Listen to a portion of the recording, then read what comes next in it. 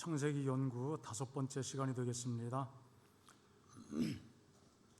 자, 우리 지난 시간에는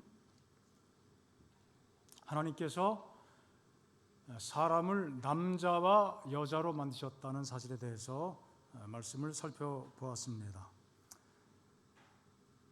그런데 성경에 보면은 이 남녀 관계에 대해서 뭔가 좀 오해할 수 있는 여지가 있는 말씀들이 있고, 또 여성들의 입장에서 그 성경을 보면은 이거 21세기에 이 성경 중에 이런 내용이 있어도 되나, 아마 그렇게 생각될 만한 부분도 있죠. 오늘 그래서 그 부분에 대해서 함께 좀 살펴보고자 합니다. 이것도 창조에 관련된 중요한 내용이라고 생각하기 때문에 창세기 내용과 연관되어서 이 말씀을 좀 생각해 보고자 합니다.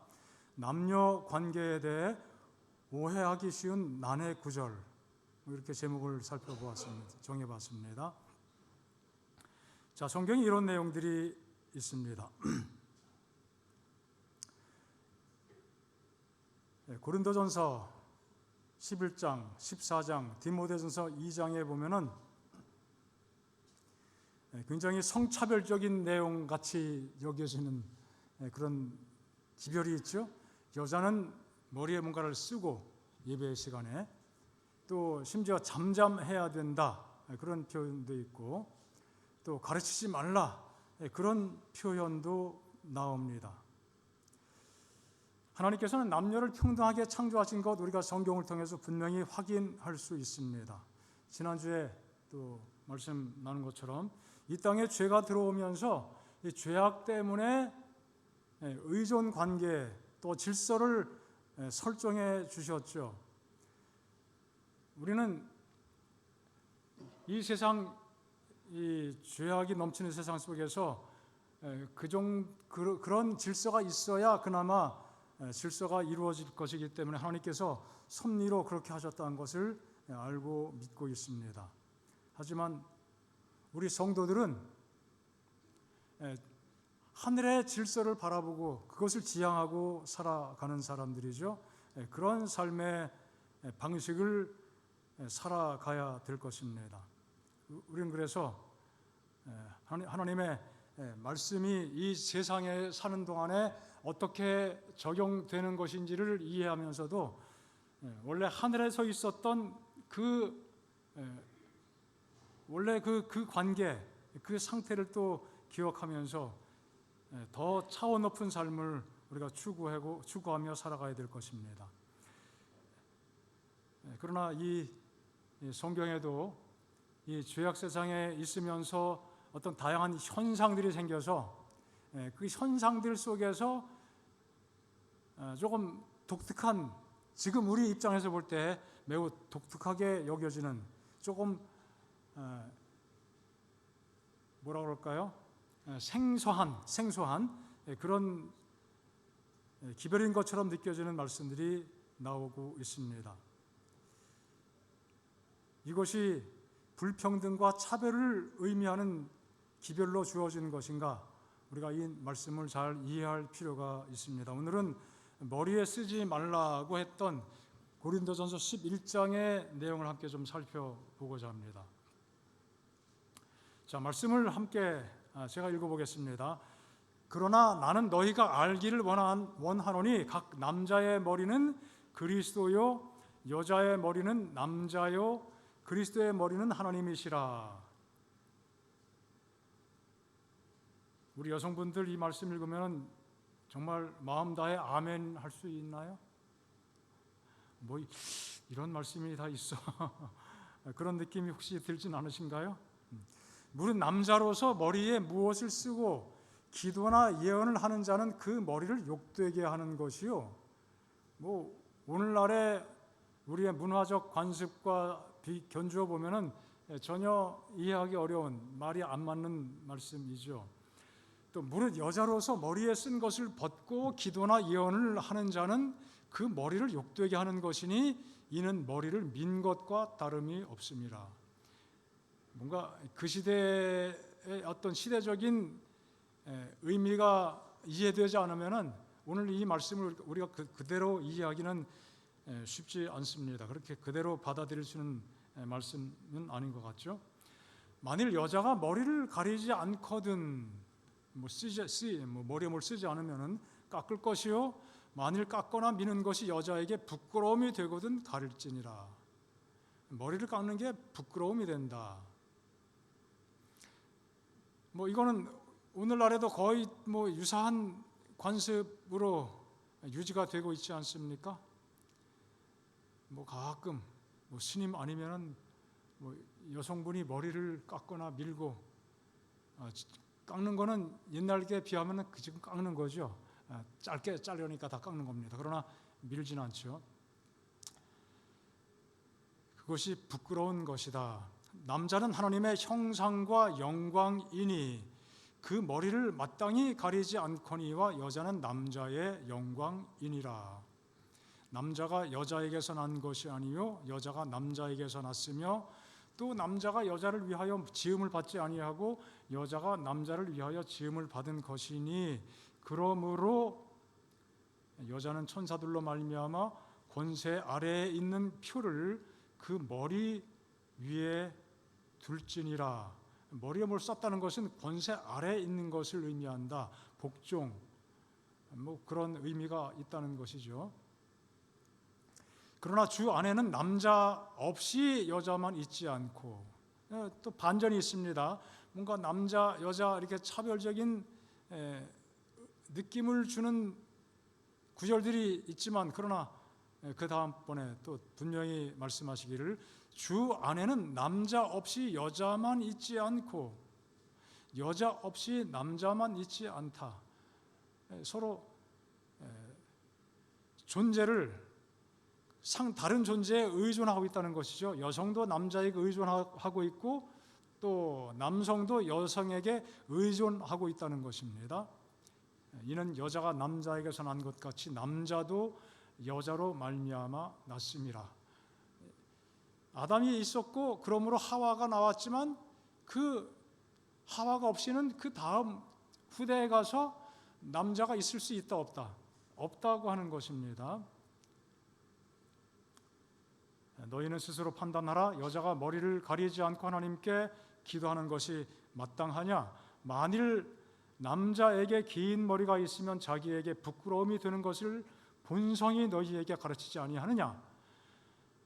이거 시대와 상황과 어떤 장소에 따라서 다르죠. 우리 옛날에는 이 유교 문화권 속에서 우리나라도 남자가 머리를 길렀습니다. 남자가 머리를 자르면은 그것은 신체 발부 수지 부모 그 유교적 가르침에 의해서 단발령이 내렸을 때 철저하게 저항을 하지 않았습니까? 옛날에 머리를 길렀어요. 우리는 머리를 기르는 것은 좋은 일이고 머리를 자르는 것이 부끄러운 일이었었는데 이 성경시대 고린도 이 지역에는 반대로 머리를 길면은 머리가 길면은 부끄러움이 되고 머리가 짧았어야 되는 거죠. 자, 그러니까 이것은 시대적 상황, 문화적 어떤 상황에 따라서 전혀 다른 의미를 갖게 되는 표현입니다. 만일 여자가 긴 머리가 있으면 자기에게 영광이 되나니 긴 머리는 가리는 것을 대신하여 주셨기 때문이라. 논쟁하려는 생각을 가진 자가 있을지라도 우리에게나 하나님의 모든 교회에는 이런 관례가 없다.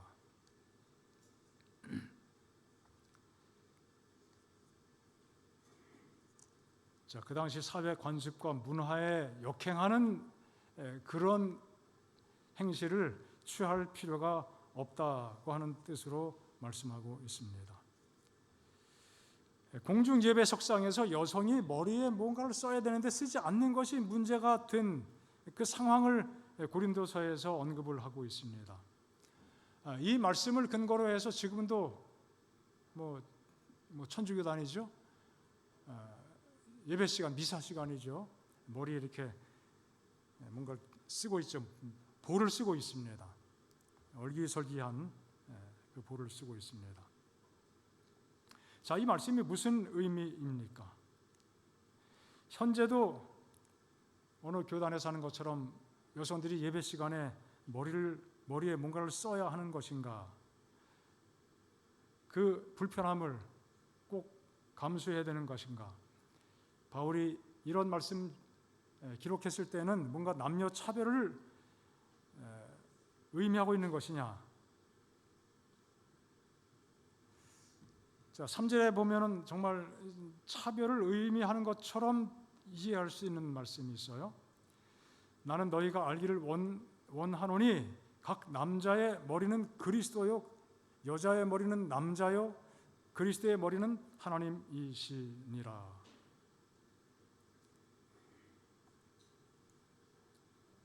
자, 이것이 그리스도 남자 여자 이런 하나님 어떤 계급적인 그런 서열 관계를 설명하는 내용인가요?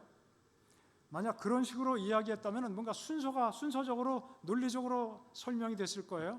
하나님, 그리스도, 남자, 여자.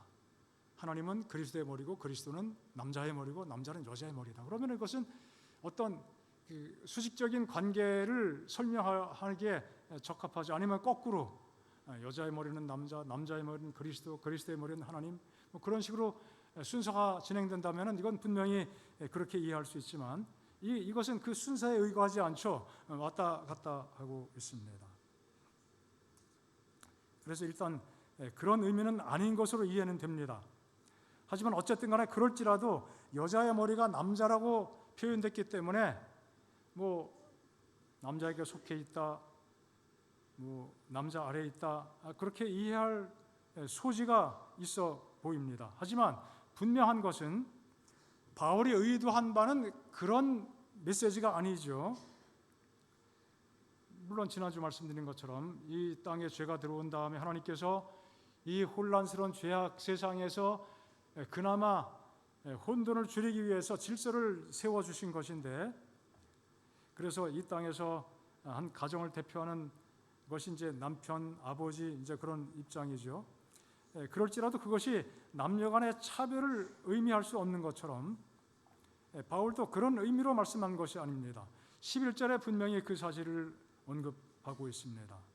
아까 읽었던 말씀이에요. 주 안에서는 남자 없이 여자만 있지 않고 여자 없이 남자만 있지 않다.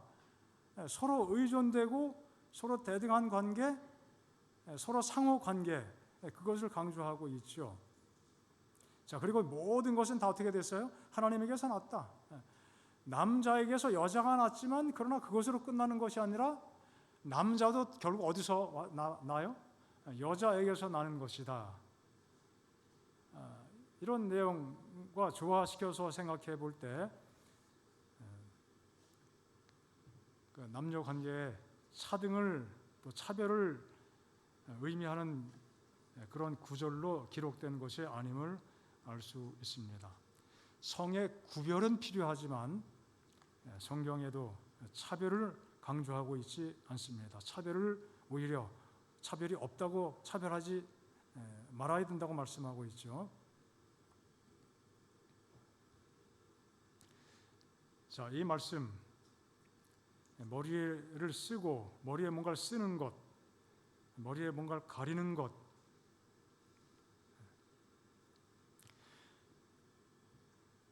말씀드린 것처럼 오늘날에도 여성이 머리를 아주 밀어버릴 정도로 짧게 깎는 것은 아무도 원하지 않습니다. 본인도 원하지 않고 사회 인식이 그렇습니다. 물론 가끔 그런 경우들이 있어요. 그러나 그것이 오늘날 이 다변화된 사회 자유분방한 사회 속에서 그것을 구체적으로 문제 삼지는 않습니다. 또 남자는 하나님의 영광이다. 하나님께서 세상을 창조하실 때 아담에게 주신 그 생육하고 번성하고 땅을 관리하게 하는 책임 있는 그 중차대한 그 의무, 정말 큰 것이죠.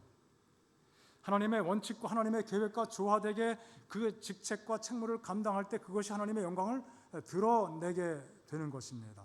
그래서 남자는 하나님의 영광이라고 말씀하고 있습니다. 또 여자는 남편의 영광이라고 이야기하고 있습니다.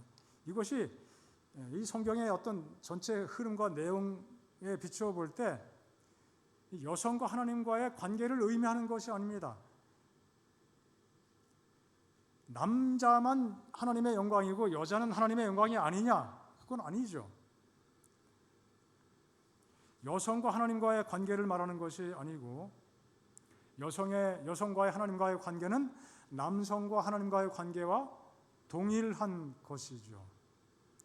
여기서는 통상적인 남성과 여성의 관계를 말하고 있는 것입니다. 오늘날에도 이런 개념은 분명히 있습니다. 우리 연세가 많이 드신 분들은 남편을 향하여 우리 집 주인 양반 그렇게 많이 이야기합니다.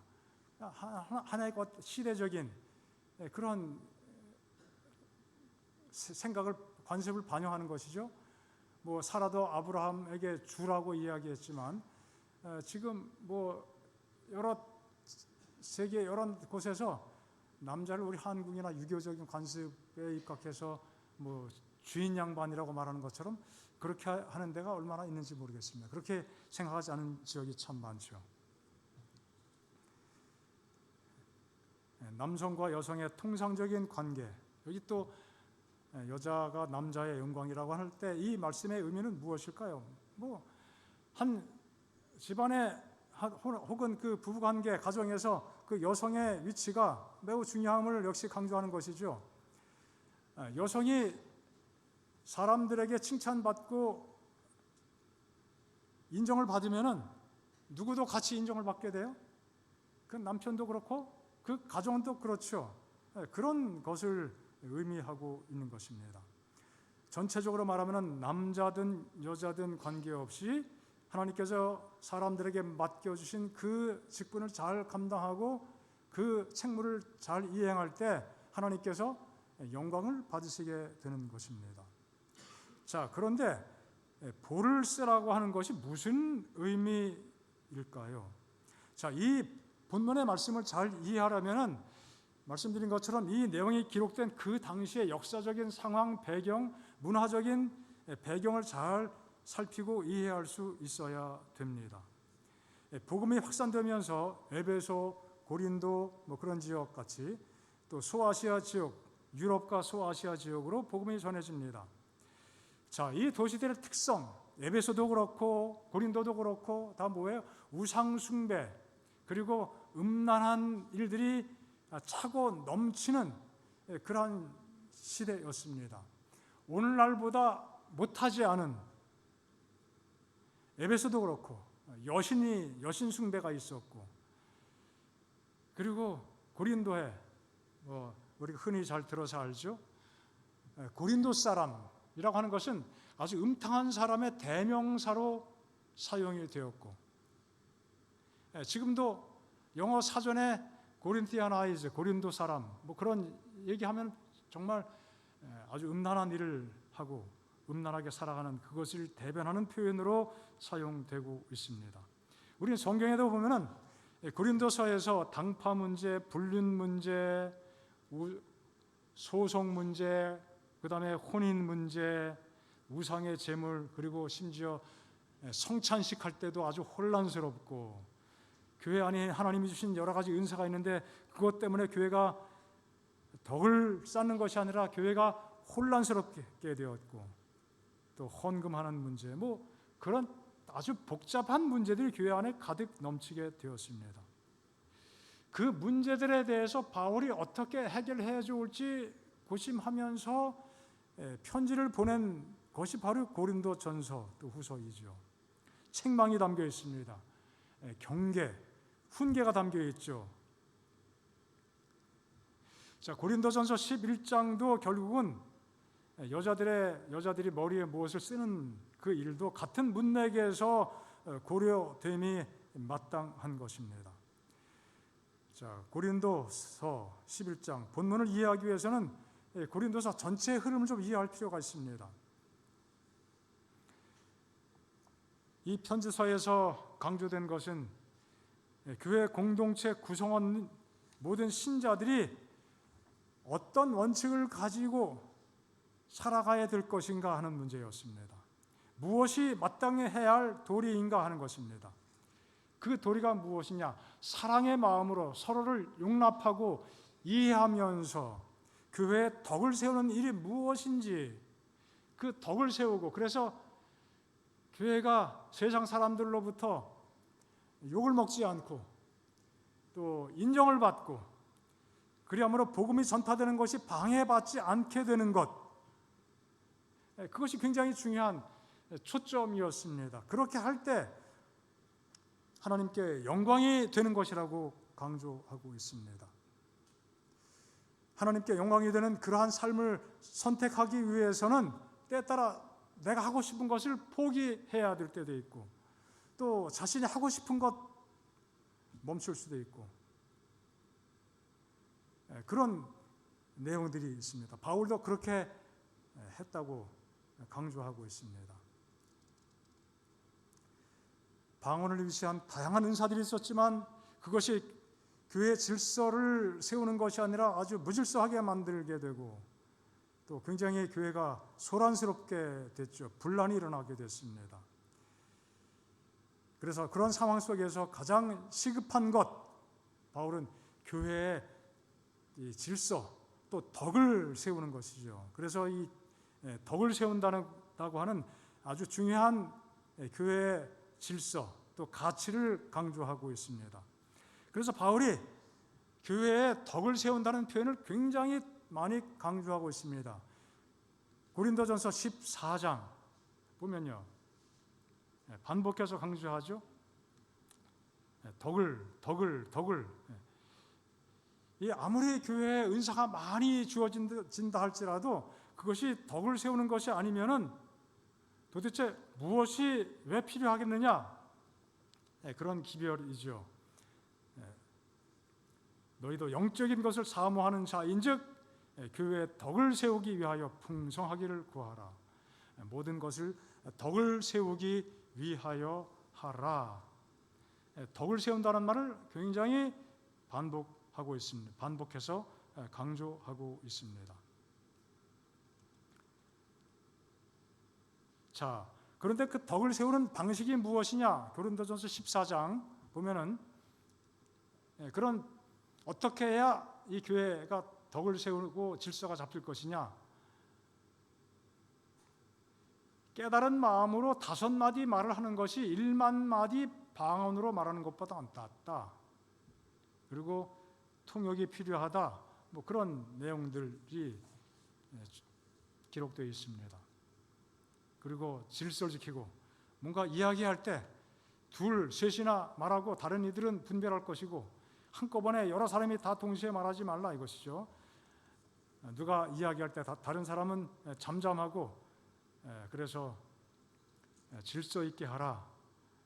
혼란스러움에 빠지게 되면 교회가 덕을 잃어버리게 되죠.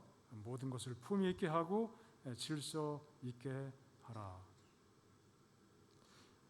자, 그리고 12장에도, 고린도 후서 12장이죠.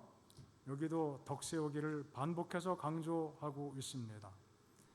모든 그 관계 속에서 우리가 먼저 기억해야 될 것은 덕을 쌓는 것이다. 마치 건축물을 쌓아 올려가듯이 하나님의 덕으로 이 교회를 아주 착실하게, 든든하게 세워가야 된다고 하는 것입니다. 교회 안에서 평안한 것이, 또 성도들 간에 일치하는 것이, 연합하는 것이 정말 중요하다는 것이죠. 불화에 빠지고 소란스럽고 서로 미워하고 시기하는 것, 결국 모두가 시험에 빠지게 되는 일이죠. 결국 내부적으로도 힘들지만 또 믿지 않는 사람들, 이웃 사람들로부터 비방을 받게 될 것입니다. 자, 그런 일이 발생하지 않도록 조심하고 또 자기 절제를 해야 된다고 강조하고 있습니다. 자, 고린도전서 8장에 보면은 우상의 제물에 대한 기별이 기록이 되어 있습니다.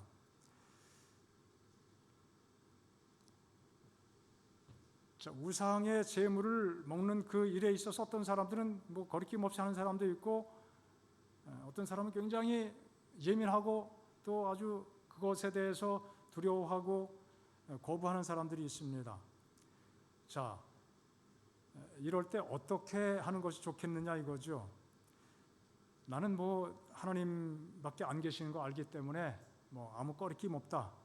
그렇게 한다고 해서 뭐 굳이 잘못된 것은 아니지만 다른 사람이 보는데 그것 때문에 다른 사람이 시험에 든다면은 그 뭐예요? 그것은 교만에 불과한 것이라 이것이죠.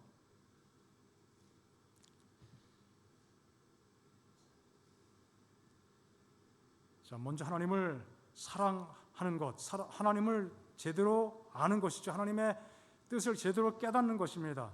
그것이 더 중요하다고 말씀하고 있습니다.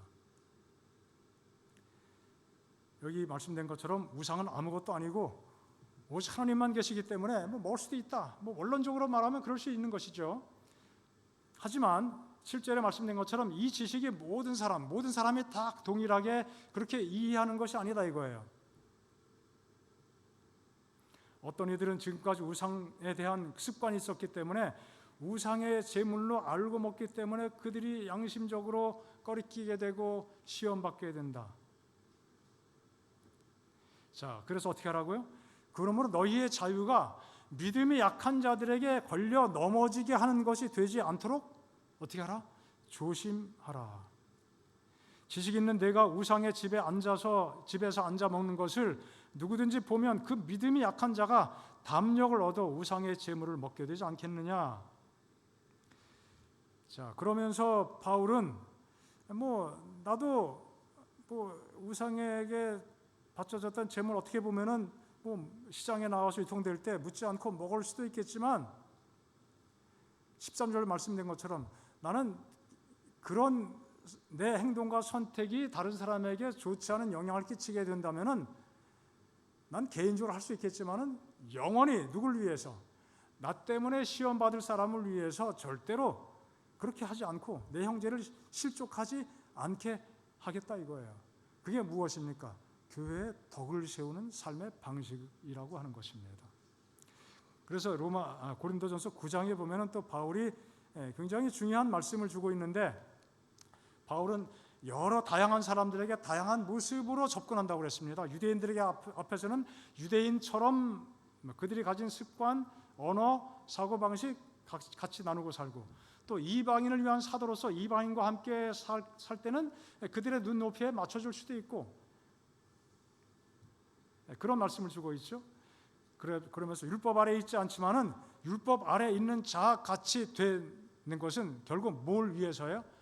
율법 아래에 있는 사람, 몇몇 사람들을 구원하기 위해서 그렇게 한다는 것이에요. 자, 그래서 자기가 하고 싶은 대로 살지 않고 하고 싶은 게 할 수도 있지만 내가 어떤 행동을 함으로 그것이 다른 사람에게 걸림이 되고 실족하게 만드는 것이라면 하지 않겠다는 것이죠. 그것을 여기 표현한 대로 뭐예요? 몸을 쳐서 복종하는 것이라고 말씀하고 있는 것입니다. 다른 사람을 구원하기 위해서 덕을 세울 목적으로 그렇게 한다고 하는 것입니다. 그러면서 그 고린도전서 9장 내용이 쭉 이어지면서 10장 31절에 우리가 잘 아는 말씀이 있죠. 뭐라고 그랬습니까? 그러므로 너희가 먹든지 마시든지 무엇을 하든지 다 하나님의 영광을 위하여 하라. 자, 우리는 절제의 기별을 가지고 사는 백성이기 때문에 이 절제의 기별 레위기 11장 이 말씀의 원칙을 따라 살아갈 때 하나님께서 영광 받으신다. 물론 맞는 말씀 틀린 말씀 아닙니다. 그렇지만 여기 고린도전서 11장 31절에 의도한 그 의도는 무엇입니까? 우리가 채식할 거냐 유식할 거냐 뭐 성경의 기별대로 살 거냐 예언의 신의 기별대로 살 거냐 그런 문맥을 말씀하는 것이 아니죠. 바울이 이야기한 것처럼 여러 가지 내가 내 개인적으로 할 수 있지만은 다른 사람을 위하여 그것이 덕이 되기 때문에 내 자유를 포기하고 영원히 먹지 않겠다 그렇게 강조한 것처럼 그래서 무엇을 먹든지 무엇을 마시든지 과연 그것이 하나님께 영광이 될까? 덕이 될까? 이렇게 함으로 다른 사람에게 시험 들게 하는 어떤 단초가 될까? 아니면 그 사람의 신앙을 세워주는 그 행동이 될까? 그런 것을 의미하고 있는 것입니다. 자신의 권리를 포기했다고 이야기했습니다. 먹을 수도 있지만 어떤 경우에는 다른 사람의 입장을 고려해서 절대로 먹지 않고 한 영혼에게 상처를 주지 않고 그 영혼을 위하여 행동하겠다. 자, 보다 많은 사람들을 복음 안에서 수용하기 위해서 신앙과 구원의 본질을 훼손하지 않는 그 범위 내에서 기존 문화와 관습에 충격을 주지 않고 그것을 수용하는 그런 원리 혹은 원칙이 고린도서에 쭉 흘러가고 있는 것입니다. 복음을 깨닫고 믿음의 원리를 잘 깨닫게 되고 그것을 가지고 있는 사람일지라도, 그래서 복음 안에서 자유함을 누리고 살지라도 때에 따라 어떤 주제들이, 어떤 이슈들이 민감하게 되고 예민하게 되고 또 사람들의 마음에 시험에 들게 하고 분란을 초래하게 된다면, 그리고 더 나아가서 교회 밖의 사람들로부터 어떤 손가락질을 받게 되는 그런 일이 있겠다고 한다면 그거는 무조건 어떻게 해요? 하지 말아야 되는 것이죠. 이것이 바로 바울이 강조한 덕을 세우는 삶의 원리입니다. 오늘 남녀의 관계에 대한 이 말씀도 결국 큰 틀에서 볼 때 덕을 세운다고 하는 신자의 성도들의 도리라고 하는 그 흐름과 문맥과 그 틀 안에서 이해를 해야 되는 말씀인 것이죠.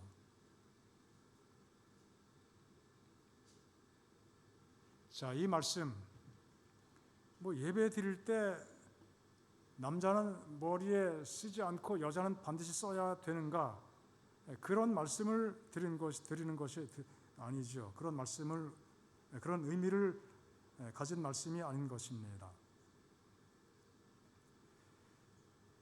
당시의 어떤 문화적 또 일반적 관행에 역행하는 것이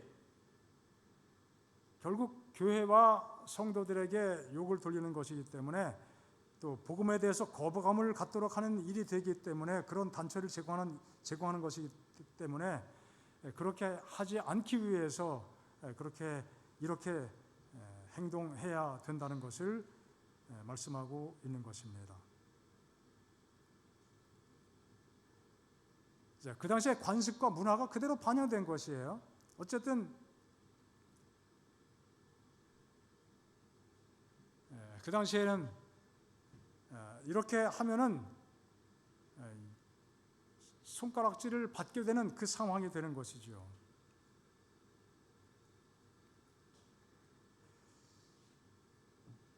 자, 여성들이 예배 때 머리에 쓰지 않고 벗게 되면은 왜 욕되게 하는 것이라고 또 이야기한 것인가? 그 다음 말씀을 잘 이해해야 할 것입니다. 남자는 하나님의 형상과 영광이니 그 머리를 마땅히 가리지 않지만 여자는 남자의 영광이다. 어떤 남성은 영적으로 위대하기 때문에 하나님과 직통 연결되고, 여성은 한 단계 아래다, 그런 의미가 있는 것인가? 아니죠. 아까 말씀드린 것처럼 전체적인 흐름 속에서 남성이든 여성이든 하나님과 개인적인 관계를 맺고 그 속에서 하나님께 영광이 되는 삶을 살 수 있지만, 일반적인 관습 속에서 어쨌든 이 고린도 시대에도 남성 중심적인 그 성향이 아주 강력한 시대였죠. 그래서 그런 의미로서 여성의 역할이 중요함을 강조하고 있는 것입니다. 자, 성경에 문화와 관습을 반영하는 그런 것과 관련된 그 표현들이 종종 나옵니다. 거룩한 곳, 너희가 선 곳은 거룩한 곳이니 내 발에서 신을 벗으라. 하나님께서 모세에게 하신 말씀이죠. 자, 우리 한국도 비슷한 관념이 있어서 성전에서 신발을 벗고 예배 드리던 시절이 있었습니다. 그러나 우리가 신발 신고 이렇게 올라오고 심지어 단상에서도 신발 신는 것 때문에 불경하다고 느끼는 사람이 뭐 어쩌다 보면은 그렇게 이의를 제기하는 분들이 있지만 뭐 이것은 우리의 현재 문화 속에서는 문제가 되지 않습니다.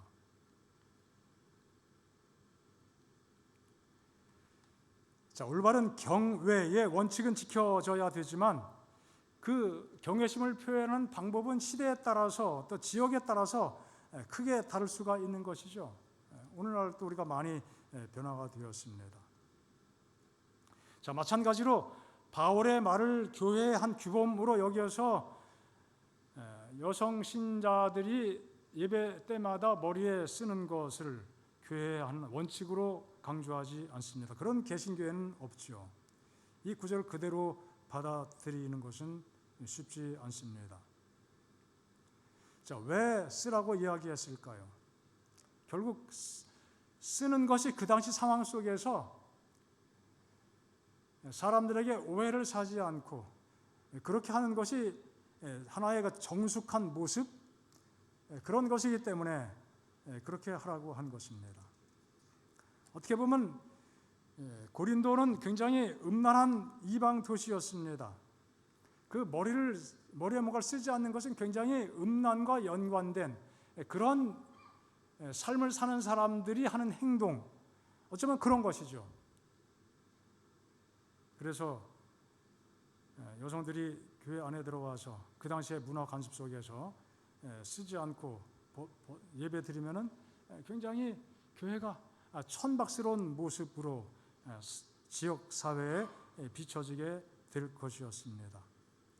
이것은 그래서 모든 시대에 공히 적용되는 원칙으로 말씀하신 것이 아니라 그 시대 상황 속에서 그 특정 문화 관습 속에서 그들에게 주어진 하나의 실천적인 권면인 것입니다. 자, 말씀드렸지만 조선시대를 생각해 보면은 여자든 남자든 다 머리가 길었어요. 만약 교회 안에 들어와서 뭐 개화 시기, 뭐 이제 머리를 특별히 남자들 단발령을 내렸는데 굉장히 저항이 강했죠. 그런데 교회에 가면은 다 머리를 잘라요. 그러면 어떻게 해요? 주변 사람들이 손가락질하고 복음에 큰 장애를 얻게 될 것이었습니다. 교회가 거부를 당하게 되는 것이죠. 바로 그와 같은 상황입니다. 어쨌든 이 당시에도 짧은 머리는 부끄러움을 의미하는 것이었던 것이죠. 그래서 성도들이 지역 사회에 조신하지 못한 모습으로 이미지가 자꾸 이렇게 연출되면은 얼마나 교회가 어려움 당하겠습니까? 오히려 머리가 길 때 여성스러움을 더 돋보이게 하는 아주 아름다운 그 모습으로 비춰지게 되는 것이죠. 자, 본문의 초점은 무엇인가 하면 예배에서의 태도 혹은 몸가짐이지요. 결코 남자와 여자 사이의 관계의 문제라든지 남녀 사이의 본질적인 차이 때문에 그렇게 설명한 것이 아닙니다.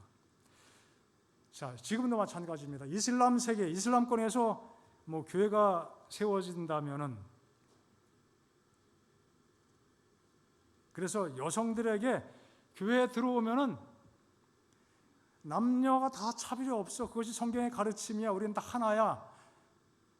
그러니 그 번거롭게 머리에 히잡이라고 하죠. 뒤집어 쓰고 있지 말고 다 벗어버려. 자유롭게 즐겨. 막 그렇게 강조해버리고 그렇게 한다면은 지역에서 사람들이 어떻게 교회를 바라보겠습니까? 우리말로 하면 아유 저 쌍놈들. 교회는 쌍놈들이나 하는 것이 절대 안 돼. 그렇게 되지 않겠습니까?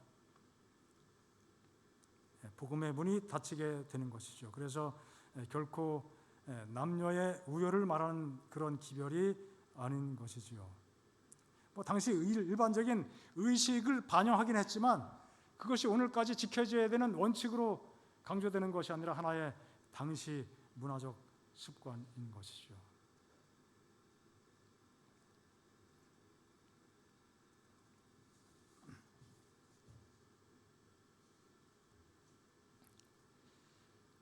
자, 우리에게 또 중요하게 생각해야 되는 것은 이것이죠.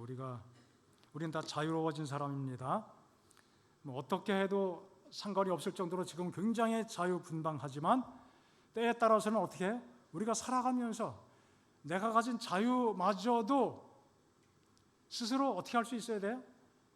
제한할 수 있는 지혜가 필요한 것입니다. 그것이 사랑이라고 하는 것이죠. 그것이 또 바울이 강조한 절제의 본질입니다. 뭘 먹고 안 먹고 그것이 절제가 아니고 내가 한 영혼을 위해서 내가 하고 싶은 것마저도 그냥 포기할 수 있는 그것이 진짜 바울이 강조하는 절제의 정신입니다. 자, 함께 읽어보겠습니다. 시작. 오직 너희는 택하신 족속이요 왕 같은 제사장들이요 거룩한 나라요 그의 소유된 백성이니 이는 너희를 어두운 데서 불러내어 그의 기이한 빛에 들어가게 하신 자의 아름다운 덕을 선전하게 하려 하심이라.